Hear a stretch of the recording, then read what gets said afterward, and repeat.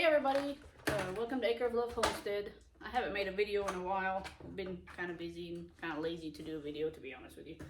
A lot of things actually happened on the farm. We had like a small tornado come through and stuff like that, but that's a whole nother issue. But today we're going to talk about swarm traps. How I make swarm traps out of a 5-gallon bucket. So last season I made these and I caught, I believe it was two swarms in these. One was a big one was a small one. Unfortunately, they didn't stick around, but we're going to try again this year. But I am going to show you how I made these swarm traps. So all you need is a 5-gallon bucket. You can get them at Atwood's, Home Depot, Lowe's, wherever. The lid now, they sell separately. Ouch. Let's see if I can get this open. But yep, you just get your 5-gallon bucket and you're gonna poke some holes in it and drill a little hole. Last year I didn't, on the sides, I didn't put like ventilation holes in it. This time I did. Because whenever I caught that second big swarm, they were all hanging on the bottom. There was like I have a video of it in my videos, a big swarm like this on just hanging down on their comb. They weren't inside the bucket. So I feel like maybe because it was hot, they weren't getting enough ventilation. Who knows what that was. It's cold in this back house, but it's empty. And my holes are in here. I'm going to do holes here this time. I'm also put little tiny holes through here. You can't see this lid, and we're going to try black lids this year. Bees technically don't like black, I think. So we'll see how this goes. If not, I have other lids I can replace these with. But anyways, so once you have your holes drilled and you have your, well, let me tell you this part too. On the back of here, you have to be able to screw it to a tree. So what I do is I take a 2x4 and I put here and I screw from inside, one screw from inside to the 2x4. And then when you go to screw it to the tree, you'll just screw your 2x4 to the tree. I have a bucket that's already made with a 2x4. So, see how I have this? But there's one screw. Well, this one has two. But I screw a screw from inside to the 2x4, and then this will screw to the tree. So that's how that should look after you're completely done. But we'll go over this in just a minute. So what I do is I buy a box of beeswax off of Amazon because you need to cover it in something to help attract the bees. So here we are. I buy this. You're going to melt it down, and you're going to do, other people may do this differently. This is just how I do it. So I'll melt part of this down, and I'm going to take an old paintbrush, and I'm going to paint some on the inside. I'm going to paint some on the outside, on your lid, all that. And then you're going to put it back together. That, you're going to let it dry. You're going to put it back together, and then once you go to put this out, let's say it's March, April, and you want to put this out, get you some Swarm Commander. I don't have one back here to show you, but it's Swarm Commander. So you're going to spray some. You can either spray it first and then put your lid on, or I'll spray a little bit through the door. If you spray too much, they're not going to want to go in here. It's too overbearing for them. If you also can get lemongrass oil and put it on a cotton ball or a Q-tip or something like that, dip it in there, just kind of drop it in there. They like that flowery lemongrass scent. I mean, who doesn't? Lemongrass smells great. But yeah, these are they're simple to do, easy to do. I've had success with them. I have a video on my channel for that. But like I said, this, when you're done doing all of that, this is what your bucket should look like. I've got my hole. This is actually a different lid for this. I've got my hole. I got my 2x4 to stick it to the tree, and this one has already been covered. Now the other one, this one here, I still need to cover it with my beeswax. I'm a little behind this year, but we're trying to hurry and be able to get our stuff going, because this year I have 6 of these made. I'm going to set 6 of them out. I'm not saying all 6 of them is going to catch something, because it's probably not. If I can catch 2, that'll be great, because I'm going to buy 1. I'm going to buy a Nook from somebody and put it in one of my boxes. Now, I don't know if y'all can see, but in the back here, this set of boxes was given to me. It's a 10 frame and an 8 frame. So they were given to me. Unfortunately, when I got them, they're moth ridden. The lady lost her hives back when we had that very bad winter storm. They died off. So she gave me her boxes, and I've got them cleaned. I'm cleaning them here.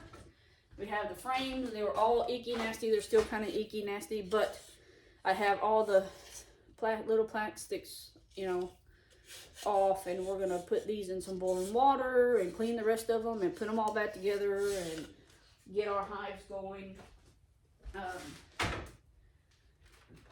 These things are icky nasty, so we're gonna have to pressure wash them real good. That way, you know, there's no mites in here. They were all dead, because this was like 2 years ago, 3 years ago now. But they also came with bottom screen boards, you know, the bottom screen, stuff like that. So we're going to try to get that all set up. So this year I'll have a total of 5 hives.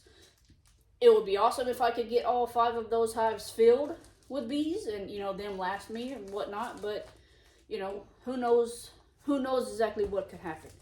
I was going to do a video of the frames, but I just told y'all in this video here. So, but yeah, I mean, with these 5-gallon buckets, I mean, you know, people like them, people don't like them. A bee's gonna go where she wants to go. She's gonna make her house where she feels safe. So, like I say, if you got enough ventilation on them, Swarm Commander spray is gonna say, hey. Oh, also I forgot. Inside of these, I also put one of these. I put one in there. It does curve up a little bit, but I put that in there just so it can also smell like, hey, there was already something, you know, another hive was here. It's okay to be in here. So I do add one of these in there. I add the smaller ones. I don't add these big ones. There is a smaller size. I think it's for the not the supers. It's for the other ones. But yes, I do add one of these inside. I spray it a little bit with the Swarm Commander. That way it can have that smell. I also do the beeswax on there. Just a little bit. Don't do a whole bunch, but I do put the beeswax on there because those technically already come that way. I recommend try it. See if it works for you. If it doesn't work, then, you know, make you a box. My friend, she made a swarm box last year, and unfortunately it didn't work for her. So she's going to try again this year. Maybe put it in a different spot, location, you know, whatnot. But, yeah, her bees, she has 2 hives, and, you know, they're doing great. So hopefully we'll be able to catch some bees that will stick around. And then the Nook, like I said, I'm going to get a Nook. Hopefully it'll stick around. And hopefully these things work. I mean, I liked them last time. They're simple. You know, it's not a big deal. Also, I'm going to be making a swarm vacuum. That's going to be new for me this year too, just in case. That's pretty new to me. So you get this thing. Once again, it involves a 5-gallon bucket here, and it's called a bucket head. So what I'm going to do is I'm going to use this if I need, like if we have a swarm that somebody needs to, you know, get out of their attic or whatnot. But what you're gonna have to do on this, because this thing, it has so much suction in it, you're gonna have to drill some holes on the side and put you a wire. Because you don't want the suction to be too hard. If it's too hard, it's gonna kill your bees as they go through the hose and hit the bottom. You know, I'm thinking about maybe down in here, I'm gonna put like maybe a piece of, not cotton because I don't want them to get stuck to it, but something kind of softer in the bottom.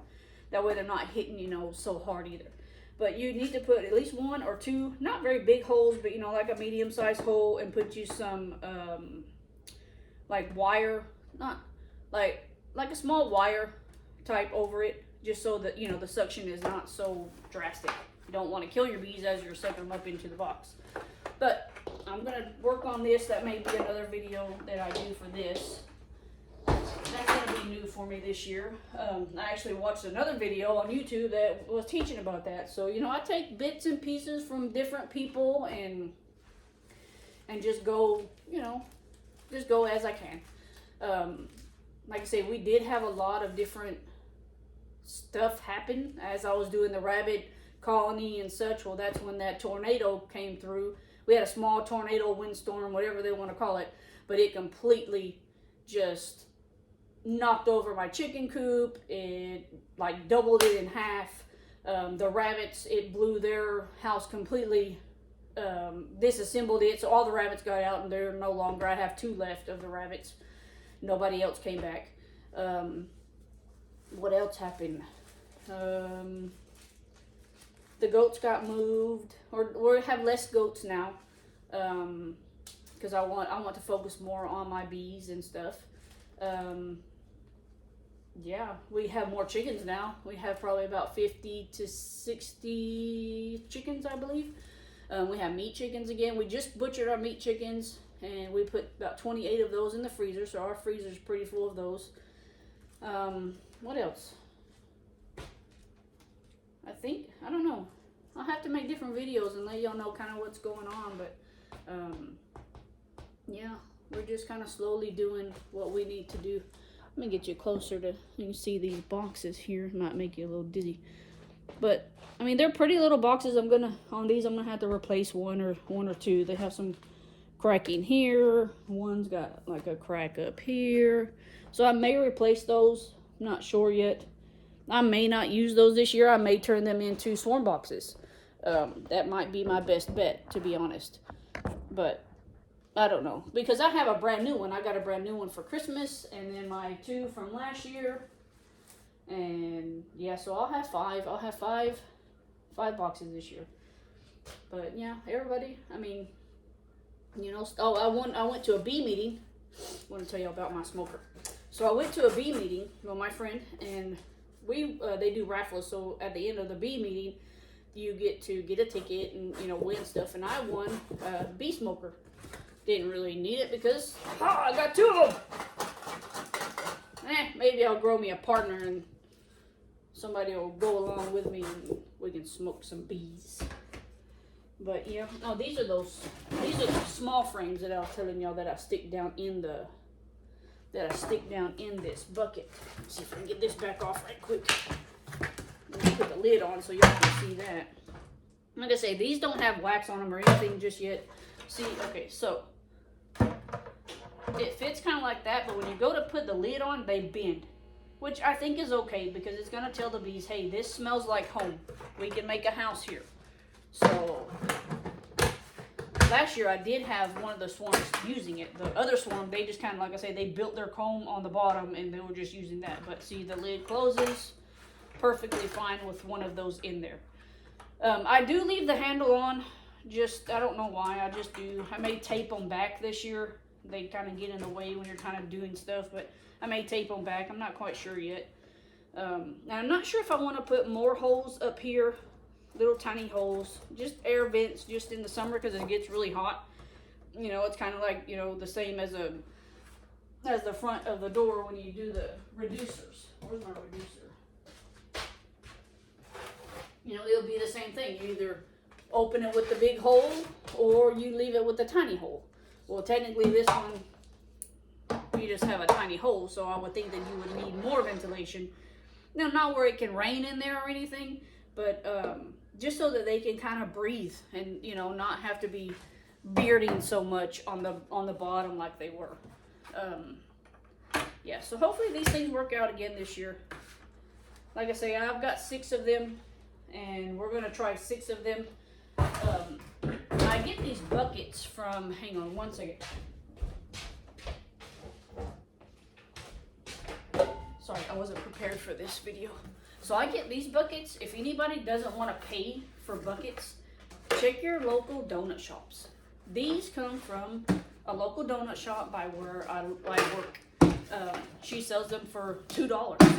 $2 each and with a lid.